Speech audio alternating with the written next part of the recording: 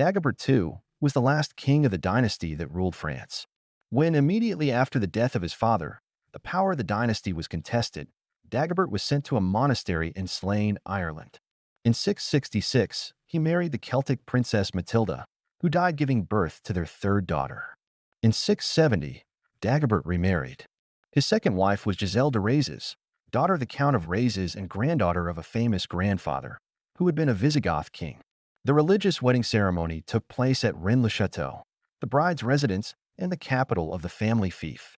The life of Wilfrid, written in the 8th century, is one of the few documentary sources in which the name of King Dagobert II appears. Outside of this writing, there are very few other references to him.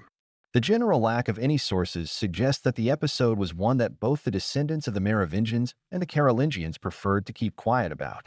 The Carolingians planned to end the Merovingian dynasty with Dagobert II. On December 23, 674, he was killed during a hunt in the forest surrounding the northern region of the royal residence of Stenay. The Merovingian Franks were part of the massive wave of barbarian peoples who were pushed westward by the Huns from Central Asia. The origin and history of the Merovingians is shrouded in the mists of time and legend.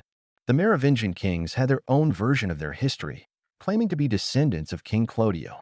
After the king impregnated his queen with seed, the queen went swimming in the ocean, where she encountered a sea creature, which impregnated her with seed a second time. The sea creature was a Chinotaurus, a mysterious animal about which no account has come down to us. The queen gave birth to a child in whose veins flowed both royal blood and the blood of that sea creature. The boy's name was Merovy/Merovec.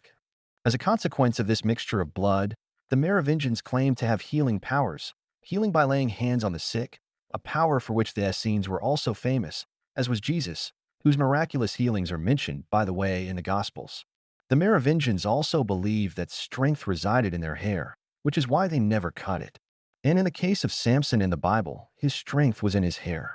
Hair was a distinctive feature of James, the brother of Jesus, whom Eusebius considered a saint because the razor had not touched his hair.